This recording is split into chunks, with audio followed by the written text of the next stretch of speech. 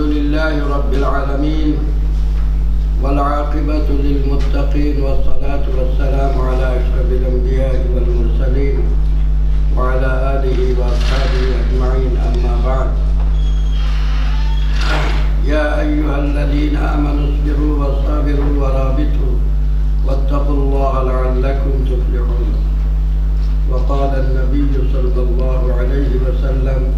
من يهتم بأمور المسلمين فليس منا أو كما قال عليه الصلاة والسلام আজকে বার্মার মজলুম মুসলমানের মজলুমিয়তর দুঃখ যে অর্গানাইজেশনের চক্ষুর মাঝে হাড়ের মাঝে এবং মুসলমান মিল্লতর সন্তান হইয়া যারা অন্তর দুঃখ লাগছে আর এই সংগঠনে আয়োজন করিয়া মজলুম হলর লাগি খান্দিবার লাগি সহযোগিতা করবার লাগিয়া আমরারে তারা ডাকিয়া আনছই। আমি সর্বপ্রথম আল্লাহর শুকরিয়া আদায় করি আর তারার শুকরিয়া আদায় করি। আর এই মজলিসের যে সভাপতি আছে সভাপতি সাহেবরেও ধন্যবাদ দেই। মজলুম মুসলমান হলর মজলুমিয়ত লইয়া মানুষে দুনিয়ায় লিডারি করে, মানুষে দুনিয়ায় মজলুমিয়ত লইয়া 70-80 বৎসর পর্যন্ত পকেটে রাখি রাখি খালি মজলুম হলরে দেখাইয়া আর নিজে মজলুম নেতা সাজিয়া আর মজলুম হলরে মজলুম বানাইতে বানাইতে অনেক গেছে গিয়ে, মজলুম হলরে মজলুম বানাইতে বানাইতে অনেক গেছে গিয়া। এটা ইতিহাস হইয়া আর কোনো ইয়ে নাই। বার্মার মুসলমানের দুঃখ শুরু আর এই দুর্দশা শুরু আর বিগিনিং হয়েছে আজকে যে দেশ আমরা সুখ শান্তিতে আছি ও দেশের রাজনৈতিক তালরে তিল করার মাধ্যমে। বার্মার এই যে অঞ্চল এই অঞ্চল আর বাংলাদেশের অঞ্চল একটা নদীর ব্যবধান। মৌলানা আব্দুল কাইয়ুম সাহেব কিছু হয়েছে ইতিহাস, আমি ভৌগোলিক ইতিহাসও তাই হয়েছে, অবস্থানও তাই হয়েছে, আমি রাজনৈতিক দিগর তুলা ইতিহাস করি। বার্মার মুসলমান হল এই এলাকার মুসলমান হল স্বাধীন আসলা একটা শান্তিময় দেশ আছিল। আপনারা হয়তো বয়স্ক যারা আসই এই বয়স্ক মানুষগুলোর বা আমরা দেশের মানুষ যারা আসই বয়স্ক যারা এমন কোনো মানুষ নাই যে আমরা রেঙ্গুনি চাউল খাইছি না। এই সময় আস্থা ওয়ার্ল্ডের মাঝে সবচেয়ে বড় মার্কেট আছিল চাউলের কোনটা রেঙ্গুন। রেঙ্গুন হইল কি বর্মার রাজধানী। সমস্ত ইন্দোচীন এবং বর্মার এবং বাংলাদেশও যে সময় ঠেকায় 8 মণ চাউল পাওয়া যাইতো তো কত দান হইতো, ঠেকায় 8 মণ পাওয়া যায় এই সময় কত দান হইতো। এখন এই সমস্ত আন্তর্জাতিক মার্কেটও যাইবার লাগি যে রাস্তা আসিল একটা আসিল রেঙ্গুন, রেঙ্গুন হইয়া যাইত। তখন রেঙ্গুনের যে চাউল মার্কেট যেটা আসিল একটা দীর্ঘদিন চলছে। ইন্দোচীন চাউল যেখান থেকে বেশি উৎপাদন হইতো কম্বোডিয়া, ভিয়েতনাম, থাইল্যান্ড এর গতিকে ইউনাইটেড নেশনে আর দানর উৎপাদন বা দানর বৈজ্ঞানিক গবেষণার যে বড় সেন্টার যেটা ইউনাইটেড নেশন ভিত্তিক এগুলো হেড অফিস হইল থাইল্যান্ড। কিন্তু এই এলাকার দান চাউল বেশি হয় থাইল্যান্ড। তখন আমেরিকা বাহাদুরের কোনো দুশ্মনী আসিল না ভিয়েতনাম লগে। ভিয়েতনাম আসিল ফ্রান্সের কলোনি। ভিয়েতনাম থেকে এক জিনিস আইতো ফ্রান্সে আনিয়া ধনী হয়েছে, ওখানে রাতায় ব্রিটেনে ফ্রান্সের লগে যুদ্ধ করতো। কুটোর গলাত যে উলো লাখান একটা লাগায়, আগে তো আর্টিফিশিয়াল উল বা বেড়ি বকরির উল পাওয়া বহুত মুশকিল আছিল। হিতা দেশ উলো লাখান একটার জন্য 16 লাখান হইয়া উলো লাখান হয় নানি ওটা বেশি হইতো আর ওটা ফ্রান্সে আনতো আনিয়া বেশিত আর এটা ওটাই রুটি আনতা করিয়া ইয়ে করতা তো আওটাও হইতো বেশি তো এখানেও ভিয়েতনাম যুদ্ধ 30 বছর আমেরিকায় করছে কিতা লাগি 30 বছর কার্পেট বোম মারিয়া এই এলাকার ধান উৎপাদন বন্ধ করিয়া ট্রলি বয়ে চাউল রে আস্থা দুনিয়ার মার্কেটময় করিয়া 30 বছরে পরাজয় হইয়া যুদ্ধ করছে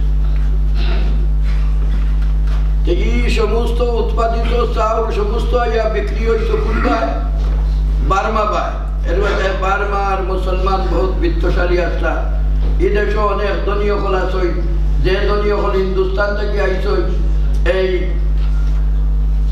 এই হিন্দুস্তানি হল মেজরিটি মুসলমান হল এখানে বড় বড় খালবাড়ি আছে বড় বড় খালবাড়ি আছে এই রেঙ্গুনো বড় বড় খালবাড়ি আছে রেঙ্গুন সরোজ আইসুদিন যে দেখবা কত মসজিদ মুসলমান কম মসজিদ বেশি মুসলমান কম এখনো কম কিন্তু মসজিদ বেশি এই আরাকানি মুসলমান হল এই সময় তারা খুব বেশি ব্যবসা বাণিজ্য করছই খেতও করছই খাবারও করছই আব্দুল কাইম সাহেব হইয়া গেছই যে এই বার্মা সর্বপ্রথম নাম আছিল বর্মন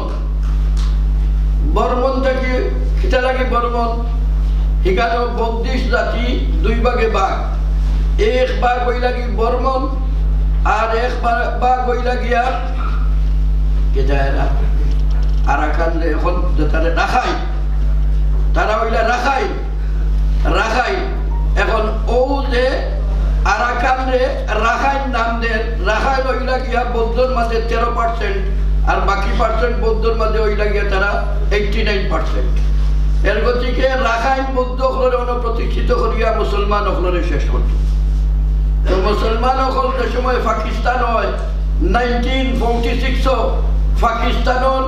করাচিত মুসলিম লীগ অফিস বর্মার নেতৃবৃন্দ গেছেন গিয়া হারিয়া কইছেন ওখতা যে দয়া করিয়া আপনারা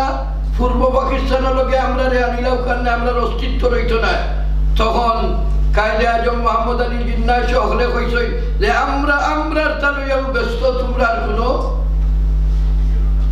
আর এই ব্যাপার আমরা তোমরা কোনটা কইও না আমরা পারতাম না তখন মুসলমান হলে মুসলমান দেশ বানাইরা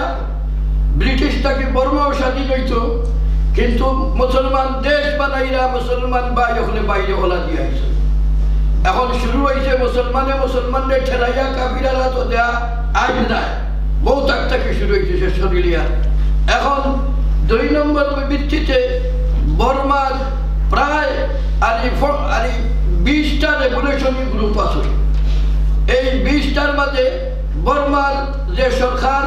আগে আছিল সামরিক সরকারের শেষ মুহূর্তে আর 2015 সালের আগে সামরিক সরকারে এই রেবলের আলোকে মিটিং করছে এই মিটিংয়ের মাঝে এরারে নিছে না আর এই আরাকানি এরারে নিছে না বাকি এরা লোকে মিটিং করিয়া 7 গুলো লগে তারা কিটা করছেন আতাত করছেন বাকি এরানি বলডৌ রইছে এর পরবর্তীতে এখন কোন ব্রিটিশ সরকার হারিয়া 20টা গ্রুপের মিটিং করছে এর মাঝে দাওয়াত দিয়ে দিচ্ছে না কেন এরা বর্মার অধিবাসী নাই আজকের মিটিং ওইখানেও হেডলাইন হইল মায়ানমারের গণহত্যা আমাদের করণীয় বা এই করণীয় ব্যাপার নম্বর 1 হইল করণীয় তারা আমরা নেইবার তারা দৌড়াইয়া উঠবার জায়গা কোন জায়গা পাইব বাংলাদেশ আমরা দুনিয়ায় এখন মুহাজির ওয়ার পরে মুহাজিরের যে সংখ্যা ইসলামে দিছে এই সংখ্যায় দুনিয়ায় কোনো জায়গায় মুহাজির নাই মুহাজির আসেন এখন মুহাজির সার্টিফিকেট ইউনাইটেড নেশন থেকে পাওয়া লাগে এর গতিকে মুহাজির হইতে হয় আর ইসলাম ও মুহাজির আছিল রাসূলুল্লাহ সাল্লাল্লাহু আলাইহি ওয়াসাল্লাম মদিনা থেকে মুহাজির লইয়া গেছেন মক্কা শরীফ থেকে মুহাজির লইয়া গেছেন মদিনার মানুষ কিতা হইছে আনসার হইছে আনসার কিলা হইছেন তুমি তাই নন কতজন দেখো আমরা তোমার জানি আমরা খাইয়া হইয়া রইলে দিমু এরপরে দুনিয়ার মানুষের কাছ থেকে সাহায্য চাইয়া হইয়া আনিয়া দিব না হইসলানি আই আল্লাহ হইছেন ভাই তুমি আবার এখন শরিক ভাই দলের শরিক ভাই মালর শরিক ভাই খামর শরিক ভাই তো আমার যারা অধিকার তোমার ওরা অধিকার এই সমস্ত ভাবে তুমি ওরা চলো তোমারে আমি কোনো পাবন্দিত রাখি না বাংলাদেশের মানুষ মেজরিটি আমরা মুসলমান সবচেয়ে বড় করণীয় হইল কি সরকারের আন্তর্জাতিক আইনের ভিত্তিতেও তার রাষ্ট্রীয় ব্যবস্থার ভিত্তিতেও যদি দুদিন তারা এরকম বাধা দেয় বুঝছেন যে আমরা আমার বর্তমান যে পরিস্থিতি আছে এই পরিস্থিতির আমরা মুহাজির এরারে মদিনার আনসার হল খান ব্যবহার করতাম না করতাম না যে আমরা যদি মুসলমান হইতে আমরা মুসলমানের ভিত্তিতে করতাম। 1 নম্বর করণীয় খান। 2 নম্বর একটা জিনিস সময় থাকতে কোথায় রাখেন মুক্ত হয়ে গেছে নাই। আর একটা জিনিস আমি কইয়ার বর্মার ডক্টর নুরুল ইসলাম সাহেব কেন আছে আমরা যদি শিখ দিয়া সাহায্য করি সাহায্য করার মাঝে জরুর সাহায্য করতাম। আর সাহায্য করার মাঝে যদি রাস্তা উন্মুক্ত করিয়া দেন সেইখান থেকে সকল মুসলমান বাড়ে যেত। এখন হেরারে বাঁচানি আমরা দরকার নেই। বাঁচানির লাগে আমি বিশেষ করে ডক্টর নুরুল ইসলাম আরো বর্মী যত লিডার আছেন তাদের হইয়ার আমরাও হইয়ার আমরা পার্শ্ববর্তী যতটা দেশ আছে দক্ষিণ এশিয়ার দেশ দক্ষিণ পূর্ব এশিয়ার দেশ সকল আছে বা আন্তর্জাতিকভাবে আছে আজ পর্যন্ত বারবার মুসলমানের লগে আমরা মিটিং করিয়ার কিন্তু আমরা এমন জায়গাত আছি যে জায়গার ভিত্তিতে দুদিন আমরা দক্ষ বায়ু হল দ্বারা আসই আইনবিদ হল আসই বর্তমান দুনিয়ার আইন আছে। আমি ডক্টর নুরুল ইসলাম সাহেব হইয়ার ব্যক্তিগত ঠান্ডা হয়েছি আপনাদের হইয়ার যে আমরা যতদিন টাইম একটা ক্ষেত্র সৃষ্টি করই মানব অধিকার তাদের অধিকার প্রতিষ্ঠা লাগিয়া যে এই অধিকার প্রতিষ্ঠা লাগি দুনিয়ায় যারা আতো লইলে অধিকার ফাইতে পারই তারার কাছে যাইবার লাগি একটা সংগঠন ভিত্তিক আন্তর্জাতিক ভিত্তিতে কাম করা দরকার। আমরা শুধুমাত্র সাহায্য পাঠাইতাম এখান ফোর্ড সাহায্য করতাম এখান ফোর্ড কিন্তু বড় সাহায্য হইব দেখান এখন রাস্তা পরিকল্পনা আমি আর এখন কইতে পারি না খাইতাম লোক আমি মাতিছি সব কিছু বুঝছেন নি। আমরা এখান ইনো দ্বারা আপনার যোগ্যতা আছে কথা ফুরাম আছে যদি আমরা একটু আলোচনা করিয়া যোগ্য মানুষ সকলের মাধ্যমে আমরা এখানে চীনের এমবেসি আছে মালয়েশিয়ার এমবেসি আছে বাংলাদেশের এমবেসি আছে বা বাংলাদেশ ভিত্তিক সরকারি অন্যান্য আরো সংস্থাগুলো আছে বা আমরা কমনওয়েলথের দেশও আছি কমনওয়েলথের দেশের দৌকার এমবেসির কমনওয়েলথের দেশও দৌকা কমনওয়েলথের দেশও গিয়া যদি এদের মাধ্যমে আলোচনা উঠাইতে পারি বর্মাও কমনওয়েলথের মেম্বার উঠাইতাম পারি। আজকেও দেখছেন না গতকালকে দেখছি আমি এক ব্যাপারও দেখছি আর বর্মার গণহত্যার আন্তর্জাতিক ভিত্তিতে কোনো প্রমাণ নাই বর্মান সরকারের কোনো প্রমাণ নাই আমরা যে কোনো অত্যাচার করিয়া। এখন এই অত্যাচারের দুঃখ আমরা অনুভূয়া খান দিয়া যদিন দুনিয়ার মানুষের চোখের সামনে আনতাম পারি না আমরা কোনটা করে দিতাম পারবো নি খালি মোরা বাড়াই দিতাম পারবো বুঝছেন মোরা বন্ধ করতাম পারতাম না। তো আমার একটা কথা আমি কইতাম আসলাম এখন সবাই নাই যে আমরা যদি এই সংস্থা আরো যত সংস্থা হয়েছি প্রত্যেকটাই সংস্থার বর্মার এখানেও আসই কানাডাত আসই আমেরিকাত আসই সৌদি আরব আসই কুয়েত আসই বাহরাইন আসই কাতার আসই আমি ডক্টর নুরুল ইসলাম সাহেব কইছি আর ভদ্রলোক প্রফেসর অক্কাস সাহেব তান্ডেও কইছি আপনারা যোগাযোগ করিয়া একটা অর্গানাইজেশন করিয়া ইনর যে মুসলমান আসই সাহায্য কররা তারা সহযোগিতা করিয়া প্রথম সার্ক সম্মেলনের ভিত্তিতে কমনওয়েলথের ভিত্তিতে যদি আপনারা আমরা কিছু আলোচনা শুরু করি এদিকে সাহায্য রাখি ইনশাআল্লাহ বাস্তবের দিকে একটা দেখতে পারবো। আল্লাহ আপনারা আমাদের তৌফিক দেও। আর আজকে তারা যে সোর্সের ভিত্তিতে সাহায্য সহযোগিতা করলা আমরা পয়লা তারারে চিনবার লাগি মিটিং তারার খাম জানবার লাগি মিটিং খাম সিনিয়র জানি যদি 3 নম্বর খাম সহযোগিতা করতাম সকলের সহযোগিতা করলা যেখান থেকে হুন্ডা আর ওলারা সব আমার হয়েছেন তাই আসই আমি নাম হইয়া দেয় কোনো এলাকা 1000 টাকা উঠাইয়া তৈছই দিতা খানে আর কই বুঝাইতা কোনো আর ইয়ে হইরা না বুঝছেন নি। তো আলহামদুলিল্লাহ তারার যে প্রোগ্রাম আছে এই প্রোগ্রামের ভিত্তিতে আমরা সহযোগিতা করি যদি আশা রাখি এই উদীয়মান যুবকগুলোর ভিত্তিতে লেখাম তারা সাহসের ভিত্তিতে এবং